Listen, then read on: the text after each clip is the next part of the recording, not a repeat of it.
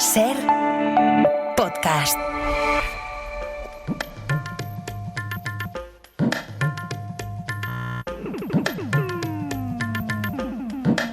En la cadena Ser, Punto de Fuga. Con Pablo Morán. Hola a todos, bienvenidos a Punto de Fuga. No deja de sorprendernos, al menos a nosotros, la indiferencia con la que el mundo está afrontando el genocidio en Gaza. Hace unos días, Israel admitía abiertamente que su intención es ocupar ese territorio palestino, ocuparlo para quedarse. Y esta última semana ha emprendido la peor ofensiva contra la franja desde la ruptura del alto el fuego el pasado mes de marzo.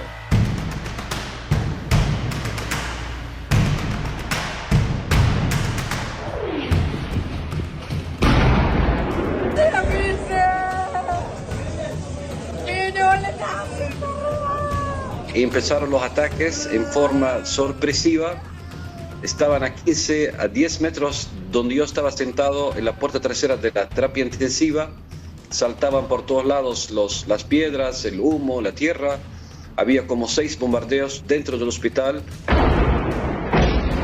El ejército israelí advierte que atacará escuelas y hospitales debido a que Hamas explota esos lugares civiles para actividades terroristas. Dice Israel is deliberately and unashamedly imposing que Israel sin vergüenza alguna sigue imponiendo condiciones inhumanas a los civiles. También añade Fletcher que el olor a muerte no te abandona en el territorio palestino. Están prohibiendo cualquier arreglo en esa zona. O sea, no han vuelto a atacar el hospital cuando había un operario intentando reparar las partes dañadas. Perfectamente. Los palestinos asesinados se cuentan por decenas. De hecho, son más de 53.000 ya desde el inicio del asedio hace más de año y medio, aunque la cifra real será mayor si sumamos los gazatíes desaparecidos. Esta ofensiva llega después de semanas de bloqueo total a la entrada de suministros en la franja. Por eso hoy volvemos a Gaza. Allí está el portavoz de UNICEF para los territorios palestinos al que saludamos. Jonathan Kris, gracias por acompañarnos. Thank you for having me. Jonathan, ¿qué te has encontrado al entrar en la franja que sufre consecuencias por ese bloqueo total a la entrada de alimentos y de medicamentos? ¿Qué has podido ver tú? So, what is really impressive and striking when you enter the Gaza Strip? Lo realmente impresionante y lo que te sorprende cuando entras en la franja de Gaza después de más de 2 meses de bloqueo a la entrada de ayuda humanitaria es el hecho de que todas las estanterías de todos los mercados están vacías o prácticamente vacías. Se puede encontrar algo de comida. En algunas de esas estanterías se pueden ver 5 o 6 tomates, también algunas patatas, pero los precios son muy altos. Una bolsa de 5 kilos de patatas, por ejemplo, cuesta 70 euros, o una bolsa de 5 kilos de tomates cuesta aproximadamente 45. Y lo que pasa es que la mayoría de las familias no pueden permitírselo. Lo que estamos viendo es que esta desnutrición afecta cada vez más a niños. Desde principios de año, UNICEF ha estado detectando y tratando a más de 11.000 menores que sufren de malnutrición. Son niños y niñas que sufren malnutrición aguda. En febrero, durante el alto el fuego, esa cifra era bastante más baja, pero el número de afectados ha ido aumentando claramente en marzo y en abril. And so we are very concerned. We are seeing reports indicating that there is a risk of famine. Y estamos muy preocupados. Hay varios informes que alertan sobre el riesgo de hambruna en Gaza. Si no se hace nada urgentemente para cambiarlo, tendremos niños en las próximas semanas que van a empezar a morir a causa de la desnutrición, la deshidratación y las terribles condiciones de vida en las que viven. ¿Cuál es el impacto en la población de ese desabastecimiento, especialmente entre los niños? Absolutely. So I went to that hospital. It's called Nasser Hospital. It's in Khan Yunis, and Sí, claro que sí. Yo he estado en el hospital Nasser en Khan Yunis y en concreto visité la unidad de atención a la desnutrición y allí me encontré a 10 niños pequeños afectados por esa desnutrición. Vi al pequeño Osama, tiene 4 años y normalmente un niño de 4 años debería pesar entre 15 y 16 kilos aproximadamente, pero Osama pesa solo 8 kilos.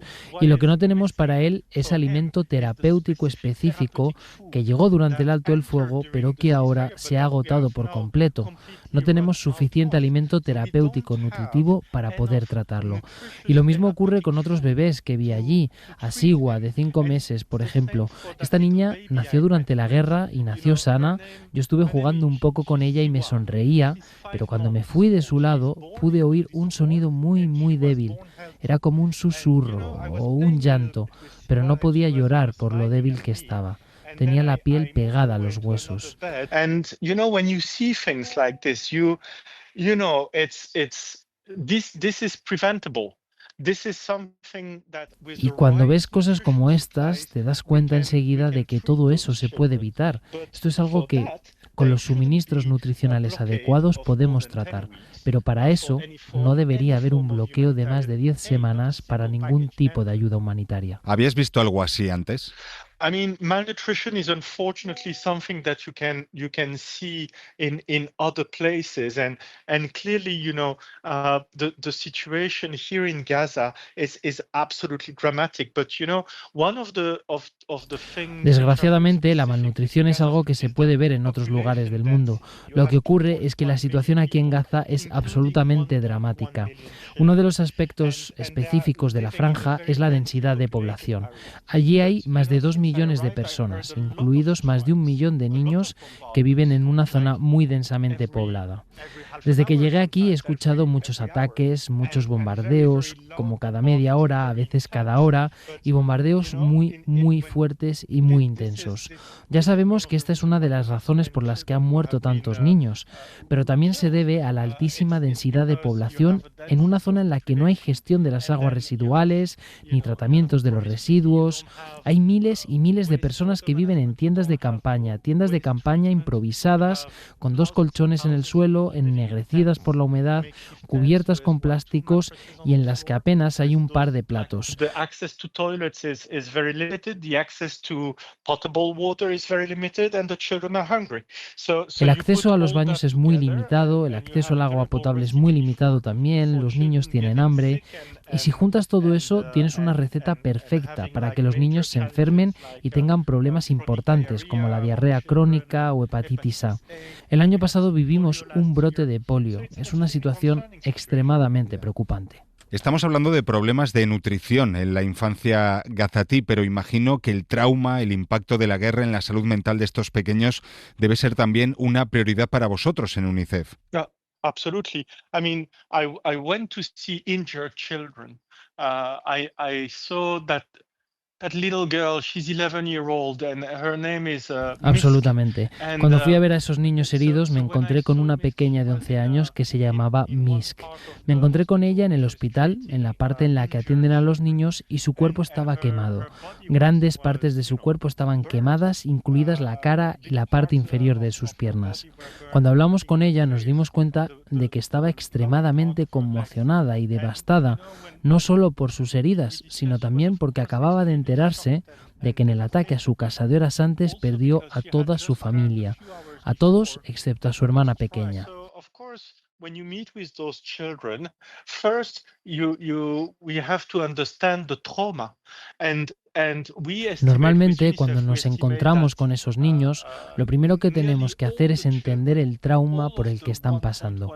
Y en UNICEF calculamos que casi todos los niños de Gaza, más de 1 millón, como te decía, necesitan apoyo psicosocial y apoyo a su salud mental. Nosotros seguimos ofreciéndolo. De hecho, estamos brindando apoyo de salud mental a más de 300.000 niños y seguiremos haciéndolo. Pero ya sabes, la mejor terapia para que se recuperen es parar de bombardear la franja, ¿no crees? ¿Y qué esperan estos niños de su futuro más próximo? Well, I must say, it's the 4th or the 5th time that I'm coming to Gaza, and since the beginning of the war, and every time I enter, I think I'm seeing the worst, and I'm the time after, I'm seeing even worse, except of course during the ceasefire. Esta es como la 4ª o la 5ª vez que vengo a Gaza, y desde el principio de la guerra, cada vez que entro, creo que he visto lo peor. Sin embargo, las cosas siempre son peores cuando regreso. Hubo mejoría durante el alto el fuego, pero nada más. Hay una increíble y terrible sensación de desesperación. Cuando, ya sabes, te encuentras con niños por la calle, les ves ir a las tiendas o vas a algún centro, me paro y hablo con ellos. Y muchos te dicen que han visto cosas que ningún niño debería ver o que han pasado por cosas por las que ningún niño debería pasar. So I think that currently there is a very, very horrible feeling of desperation. And I think that, today we are seeing the freeing, the release of Creo que actualmente hay una sensación de desesperación muy horrible y espero que esta semana que hemos visto la liberación del rehén estadounidense Edan Alexander sirva para algo importante. Tenemos que animar a todas las partes en el conflicto a que liberen a todos los rehenes para asegurarnos de que hay un alto el fuego, de que se restablece la tregua y hay que hacer que la ayuda humanitaria pueda empezar a llegar a gran escala. Sin eso, todos los niños de la región seguirán sufriendo. Bueno, entre tanto, Jonathan, ánimo con ese trabajo y gracias por dedicarnos estos minutos. Mucha suerte. Thank you very, very much. And thank you for giving me the opportunity. It's important for us that we can continue reporting. Muchísimas gracias por darme la oportunidad. Para nosotros es importante que podamos seguir informando desde Gaza. O no tanto informar, sino contar lo que pasa aquí.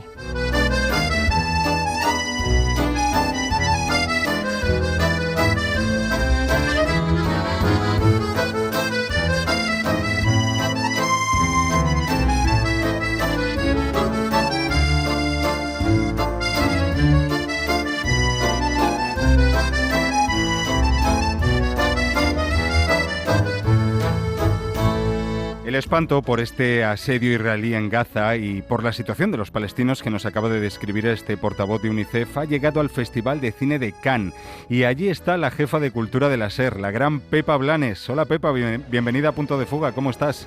Hola, gracias. Pues aquí estamos. Bueno, una vez más el mundo de la cultura muestra su rechazo a través de, en este caso, Pepa, un manifiesto, ¿no?, firmado por, algunas de las más destacadas figuras de la industria y también con un motivo de peso, ¿no?, que es el asesinato de una fotoperiodista palestina que debía estar en ese festival. Sin embargo, Israel la asesinó hace unos meses. Sí, la verdad es que no es fácil para las estrellas americanas posicionarse en el caso palestino. Recordemos que la industria de Hollywood está gobernada por grandes magnates hebreos.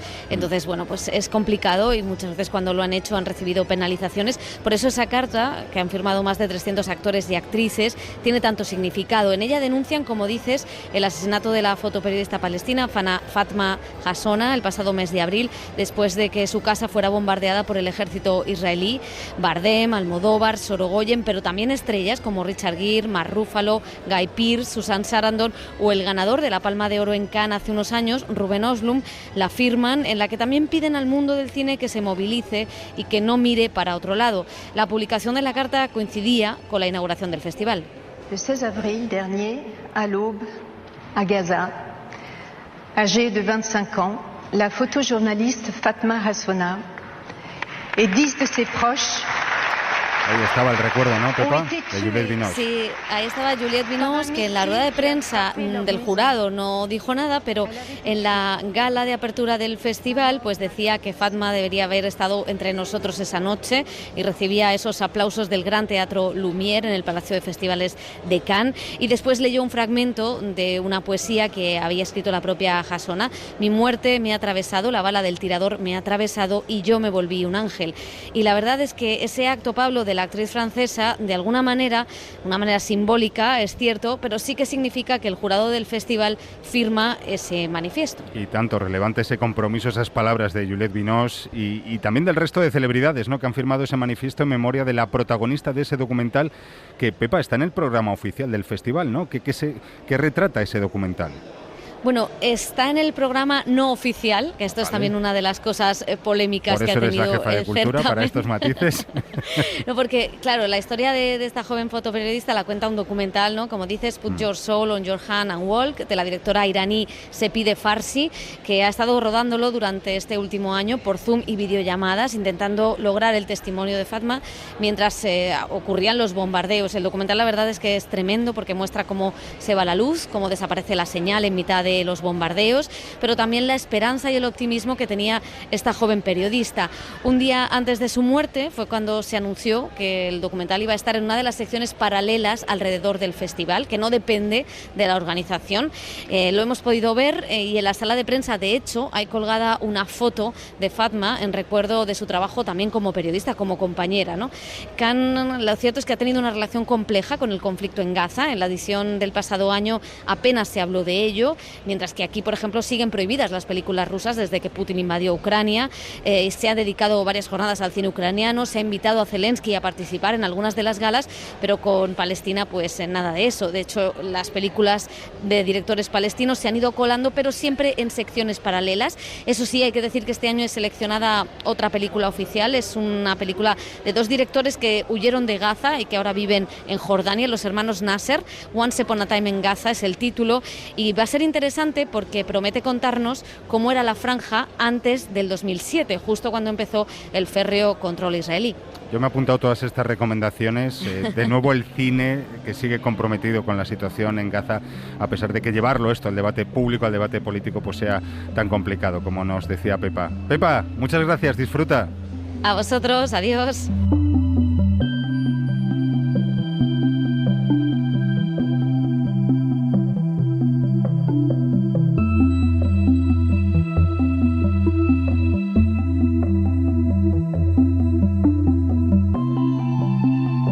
Como sabéis, la Corte Penal Internacional está investigando si los crímenes de guerra cometidos por Israel en Gaza constituyen un genocidio con todas las de la ley.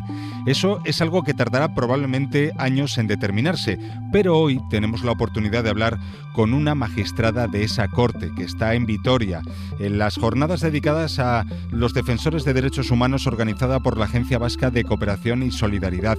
Saludamos a la señora Rein Alapini Gansú. Muchísimas gracias por acompañarnos. Muchísimas gracias por haberme invitado a vuestro estudio. El último desafío que tenemos sobre la mesa, desafío a la legalidad internacional, es el plan aprobado por el gobierno israelí para conquistar Gaza, para que las tropas entren en ese territorio palestino y se queden allí. ¿Qué le sugiere ese plan? Soy juez en el Tribunal Penal Internacional y por lo tanto tengo que mantener toda mi reserva en relación con este tema, no puedo hablar. ¿Qué está representando para la legalidad internacional ese conflicto y el resto de conflictos que están abiertos ahora mismo en el planeta? Es un desafío a la legalidad internacional, pero parece que ahora mismo las armas son más fuertes que las leyes. Nous sommes des experts à la Cour pénale internationale. Nosotros somos expertos en el Tribunal Penal Internacional y en nuestra labor como jueces lo que hacemos es consultar los textos de la ley. ¿Y en qué momento ve usted el respeto a esas leyes, a esas normas que rigen la Corte? Moi, je suis arrivée au Pays Basque dans le cadre des droits des défenseurs des droits de l'homme et des droits de l'homme en général. Yo he venido aquí al País Vasco sobre todo para hablar de derechos humanos, de las personas que defienden los derechos humanos. Y por eso quiero hoy hablar sobre todo de eso, de la promoción de los derechos de esas personas que defienden los derechos humanos y su situación actual. De eso quiero hablar. Y ahora mismo parecen más amenazados que nunca, ¿no, señora Alapini? Ces personnes-là, comme je l'ai dit dans mes interventions précédentes, ont toujours été menacées. C'est pour ça justement que déjà sí, los derechos de estas personas siempre han estado amenazados y por eso a nivel internacional se adoptaron una serie de resoluciones sobre los derechos para proteger los derechos y la seguridad de estas personas defensoras de los derechos humanos.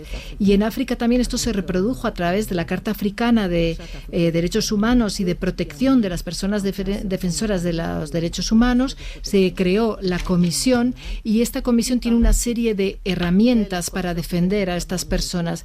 De eso he venido hoy a hablar aquí y lo hago en calidad de antigua relatora de los derechos humanos y también de antigua relatora de la Comisión Africana, como miembro de esta Comisión Africana de Defensa de los Derechos Humanos y de los Pueblos. Y hace falta reforzar esas herramientas porque no sé si tienen la misma sensación que nosotros nosotros que estamos viendo una involución, ¿no?, en el respeto y en el derecho a esas leyes y a esos derechos humanos, que incluso en países democráticos se están violando diariamente muchos de esos derechos humanos, ¿no?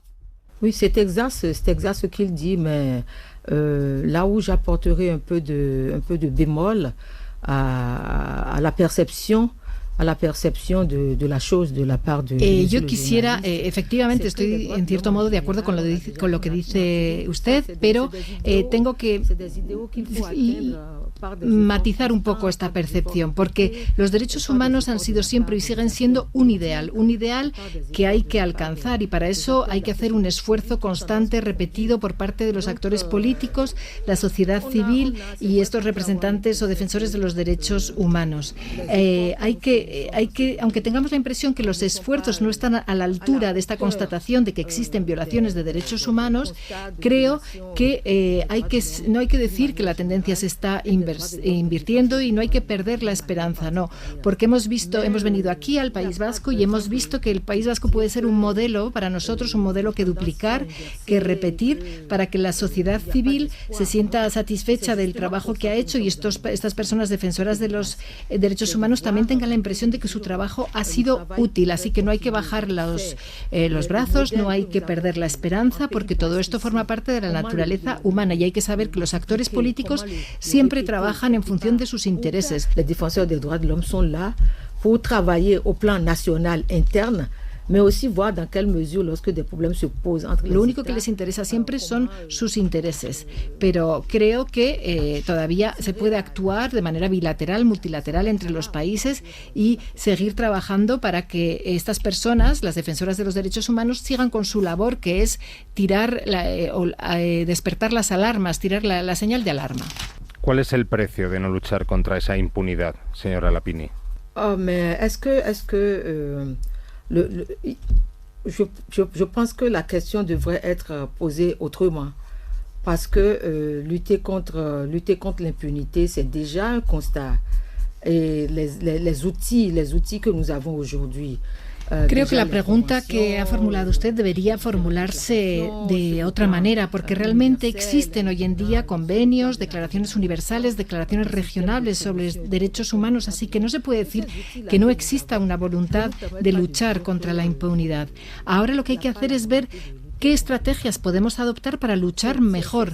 Ya tenemos las herramientas universales, regionales, subregionales. Hay que ver cómo trabajar ahora para que a partir de estos mecanismos aplicarlos de la mejor manera para que sean eficaces y sirvan a la población. Donc, la question de l'impunité aujourd'hui, moi je pense que la question de l'impunité ne se pose plus en tant que telle, dans la mesure où on sent une volonté de la part des États de mettre en place des outils pour permettre de lutter contre cette impunité. Creo que la cuestión de la impunidad es una cuestión que ya ni se plantea, porque existe la voluntad de las herramientas y hay diferentes herramientas de los estados, y existen diferentes herramientas para luchar contra la impunidad. También es cierto que siempre se producen situaciones imprevistas y lo que tenemos que ver ahora es cómo podemos crear espacios de diálogo para que los actores hablen entre ellos, sobre todo los actores políticos y la sociedad civil, porque de esta manera se podrán evitar las escaladas. Tenemos que ver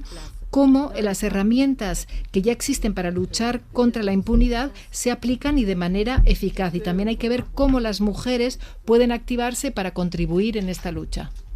Eso está muy bien, pero ¿qué ocurre cuando una de las partes no quiere dialogar? Y eso lo estamos viendo, a diario, y es a lo que me refería con impunidad. Muchos de los oyentes que nos están escuchando ahora lo están viendo a diario en las guerras que están abiertas, como alguno de los actores sí actúa impunemente, en apariencia. Ça fait partie du droit international, d'une manière générale. Les parties, à des moments donnés, ont des difficultés à s'asseoir autour de la question et à trouver des approches de solutions.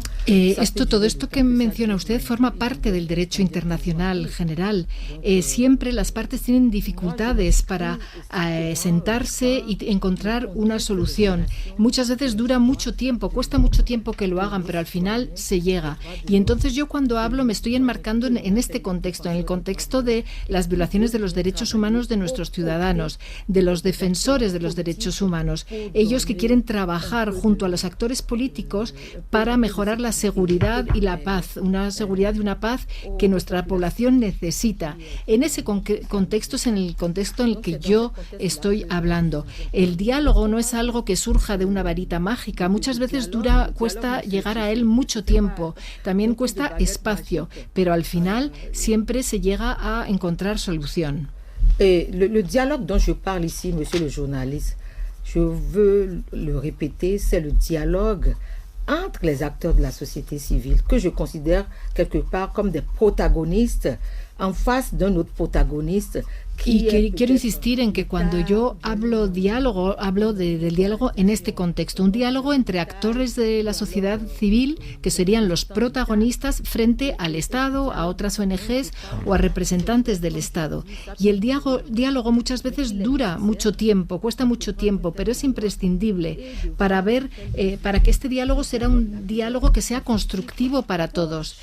Siempre hay dos fuerzas presentes en el caso en el que al que me estoy refiriendo. Por un lado, el defensor de los derechos humanos, que sería la sociedad civil, y por otro lado, el actor político. Y es verdad que el actor político siempre tiene una mayor fuerza, y entonces el diálogo es el que va a permitir explicar al actor político el fundamento de la iniciativa del defensor de los derechos humanos. Y estas conversaciones, este diálogo, al final es el que lleva a la salida del túnel. Lo tenemos que dejar aquí, señora Alapini.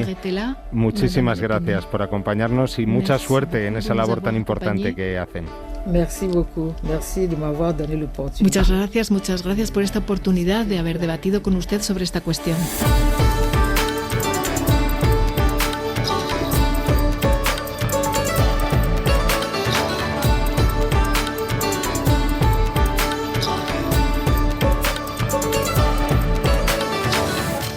Pues hasta aquí el punto de fuga de esta semana. Ya sabéis que os seguimos acompañando en cadenaser.com, en Facebook, en X, somos @punto de fuga, y por supuesto en Ser Podcast, donde tenéis todos los capítulos de Punto de Fuga para escuchar y para compartir con quien queráis, porque sois parte fundamental del mundo que también importa.